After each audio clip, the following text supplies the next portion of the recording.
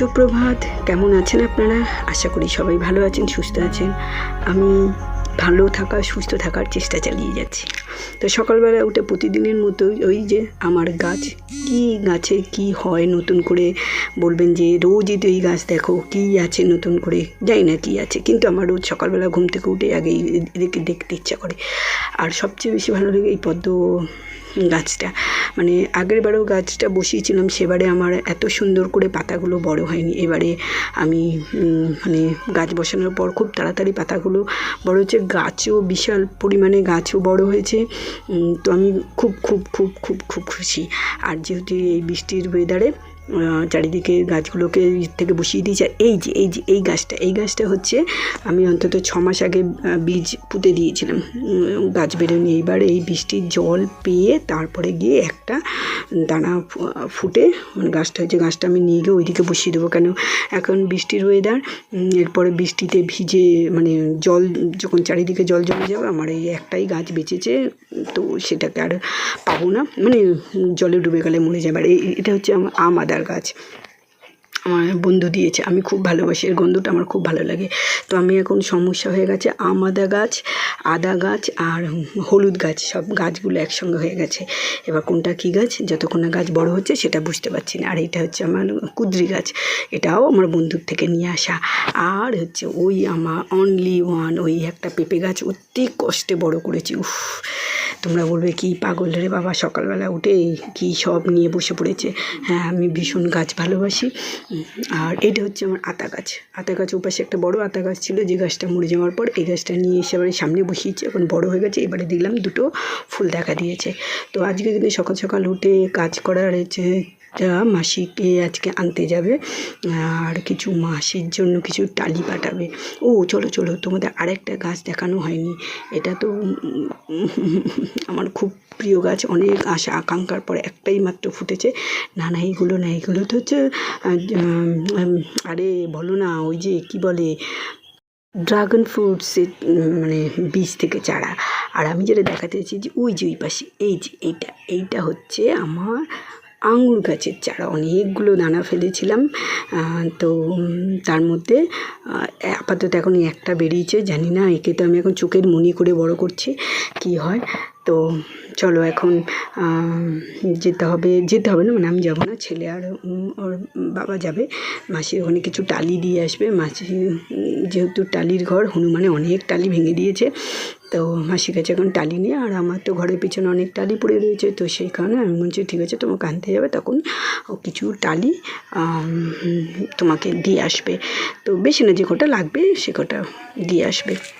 আর এই বড় গাছটা হচ্ছে মাখন শিম। আমি বাবা যেখানে যা দানা পাই সব পুঁতে দিই, যেমন সেই কুমড়োর দানাগুলোকে নিয়ে ফেলে দিয়েছে, যে পাতাগুলো এইরকম বেরিয়েছে, আর যত মনে হচ্ছে পোকাতে নষ্ট করে দিচ্ছে। আর এখানে হচ্ছে যে মাটিটা হচ্ছে, এই মাটিটা কিন্তু অ্যাকচুয়ালি মাটিটা এমনি মাটি দিই না আমি, কিন্তু এই গাছের আরে আনাজের খোসা পাতা হেনা তেনা সব কিছু নিয়ে এই বস্তার মধ্যেই জমাই। তো জমিয়ে মানে এইটাকে অনেক দিন ধরে রেখে সেইটা গিয়ে এই মাটি তৈরি হয়েছে। তবু যে অনেকে বলে না 1 মাসে 6 মাসে 15 দিনে মাটি আর সব ভোগাস, ওই সব কোনো ওই রকম কোনো কিছু হয় না, মাটি সত্যি হতে একটু সময় লাগে। আর ওই যে ওরা নিয়ে চললো টালি।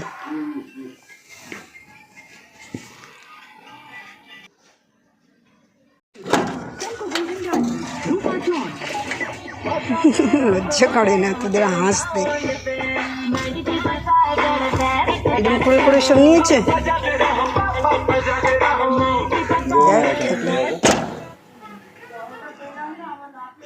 দেখো মাসিকে নিয়ে চলেও এসেছে, বিকেলবেলা মাসি চলে এসেছে বাড়িতে। মাসি আমার জন্য এখানে একটা জিনিস নিয়ে এসছে, এটা তোমাদের পরে দেখাচ্ছি। তার আগে দেখো এখানে নিয়ে এসছে কতগুলো কলা, আর কলাগুলো বাবা 6 টাকা পিস নিয়েছে, যাই হোক।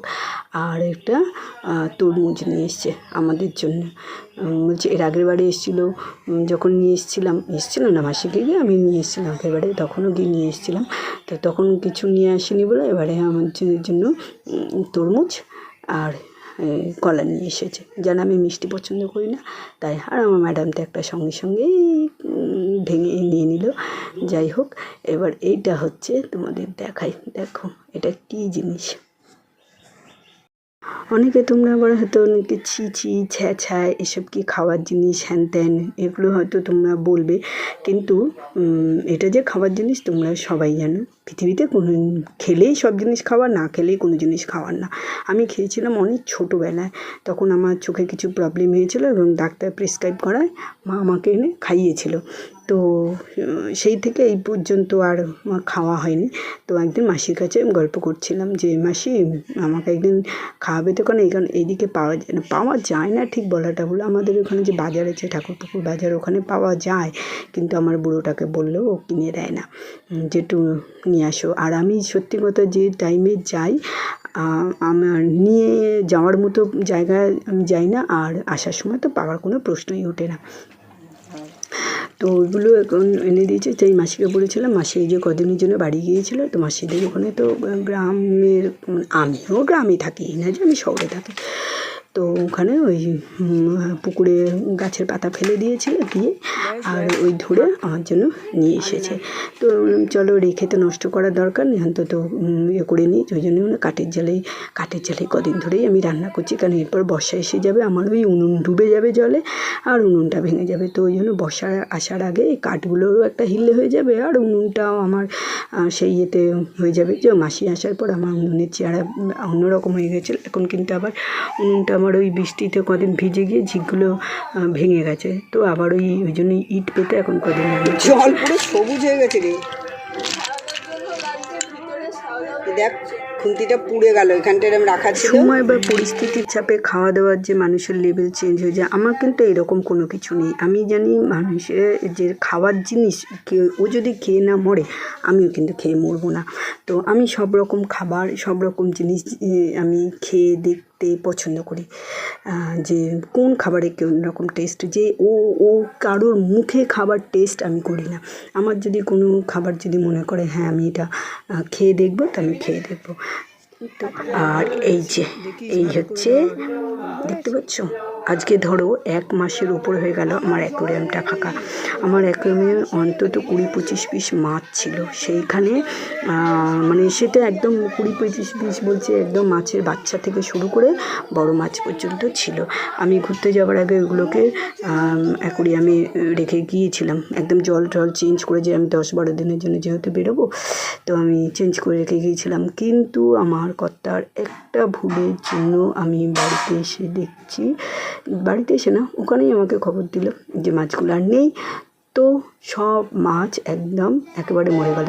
তারপর থেকে আমি অ্যাকোয়ারিয়ামে জল চেঞ্জ করে, অ্যাকোয়ারিয়াম পরিষ্কার করে সব অ্যাকোয়ারিয়াম সাজিয়ে রেখে দিয়েছিলাম, কিন্তু আর মাছ আনা হয়নি। তো এখনও হয়তো আনা হতো না। ওই আমাদের পাশের বাড়ি আছে একটা আমার কী কইব নাতি হয়, তা সে আবার কতগুলো মাছ, এই যে এটা হচ্ছে শার্ক, এই সাদা অরেঞ্জটা হচ্ছে শার্ক, আর ওই যে ডোরাকাটা ওটা হচ্ছে বললো টাইগার, আর দুটো রয়েছে মলি।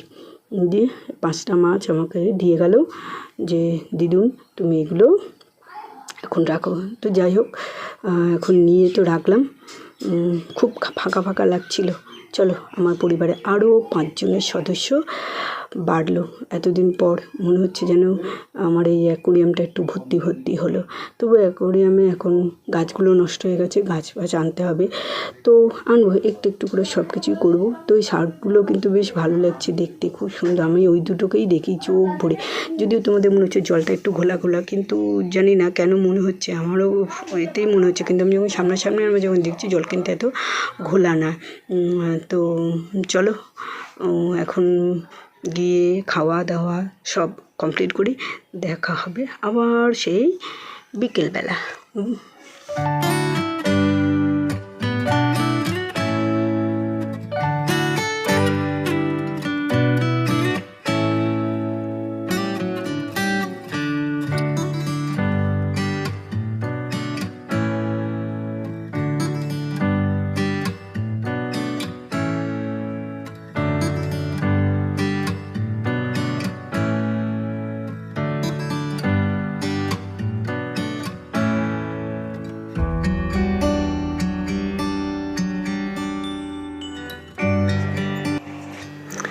আমার ভাইজি কদিন ধরে আমাকে কিছু পিস বক্রম, 2 রকম পিস বক্রম দিয়ে গিয়েছিলো একটা জিনিস বানিয়ে দেওয়ার জন্য। তো 2-3 দিন ধরে তো রয়েছে, তা ধরা আর হচ্ছে না। কী জানি এখন করে আমার যেন মেশিনে বসতে ইচ্ছা করে না, কিছু ভালো লাগে না, কিছু করতেও ভালো লাগে না, মন ভালো না থাকলে কিছুই ভালো লাগে না। তো আজকে ভাবলাম যে না এবার করেই দিই। বাচ্চা মেয়েটা অনেক দিন ধরে অপেক্ষা করে রয়েছে, একটা জিনিস বানাতে দিচ্ছে। দেখবে যেমন নিজে ফটো তুলে সঙ্গে সঙ্গে দেখার জন্য একটা মন কেমন ছটফট করে না, ঠিক কোনো জিনিস বানাতে দিলে সেই জিনিসটা কতক্ষণে রেডি হয়ে আসবে এবং সেটা ওভারলুক কেমন হবে দেখতে, তো সবারই মনের মধ্যে একটু হয়। তো ওই জন্য ভাবলাম না যাই, গিয়ে করেই দিই। বসে কতক্ষণ লাগবে, ঘন্টাখানেকের মধ্যে হয়ে যাবে টোটাল, মানে কাটা কুটা সেলাই করা নিয়ে টোটাল ব্যাপারটা। তো ওই জন্য বসে পড়লাম সন্ধ্যাবেলা। সত্যি কথা কী জানি আমার কী ধরেছে এখন করে, একদম সেলাইয়ে বসতে ইচ্ছা করে না, সেলাই করতে ইচ্ছা করে না, যেন একটা কি অনীহা যে নিজের মধ্যে, মনে যেন রাগ হয় এখন মেশিনে বসতে, একটু ইচ্ছা করে না। তো চলো, ওই নিয়ে এখন বলতে গেলে অনেক কথা, ওইসব বলবো অন্য কোনো দিন। তো আপাতত এখন, যদিও এটা আমি এর আগে কোনো দিন করিনি, তো ভাবলাম চলো চেষ্টাতে করি। একেবারে তো সেলাইয়ে মূর্খ নয়, মোটামুটি একটা জিনিস, একটা ছবি দেখিয়ে দিলেও আমরা মোটামুটি করতে পারি। হেভি সুন্দর না হলেও মোটামুটি কাজ একটা করতেই পারি। তো ওই জন্য ঠিক আছে চলো, যা হবে একটা কিছু তো হবে, লাস্ট দেখা যাবে। তো সেই নিয়েই বসে পড়েছিলাম গল্প করতে করতে মাসির সঙ্গে। মাসিও পাশে বসে রয়েছে, মাসির সঙ্গে গল্প করতে করতে কীভাবে যে বসে বসে করেই পেলাম বুঝতে পারি না। মাঝখানে আবার আমার ওই ভাইজি এসেছিলো। এই যে শেষ পর্যন্ত জিনিসটা কি দাঁড়ালো, এই বলো তো এটা কি বোকা বোকা প্রশ্ন না? না, এটা হচ্ছে ব্রাশ হোল্ডার। আসলে ও আঁকা ঠাকা করে, তো ওর এই ব্রাশগুলো রাখার সুবিধার জন্য, যাতে ব্রাশগুলো ভালো থাকে তার জন্য এটা ও করতে দিয়েছিল। তো চলো, এ পর্যন্ত এটা হয়ে গেল। তো চলো আজকের মতো ব্লগটা এখানেই শেষ করি। সবাই ভালো থাকো, সুস্থ থেকো। কালকে দেখা হবে নতুন আবার একটা ব্লগে। আর যদি আমার ভিডিও ভালো লাগে তো প্লিজ একটা লাইক, কমেন্ট অ্যান্ড শেয়ার করে দিও। আর ভালো না লাগলেও বলো, আর ভালো লাগলেও একটা কমেন্ট করে জানিও, তাতে ভালো লাগবে আমাদের। তো চলো আজকের মতো ব্লগটা এখানেই শেষ করে টাটা। সবাই ভালো থেকো, সুস্থ থেকো। দেখা হবে কালকে নতুন আর একটা ব্লগে তোমাদের সঙ্গে। তো সবাই ভালো থেকো, সুস্থ থেকো, টাটা।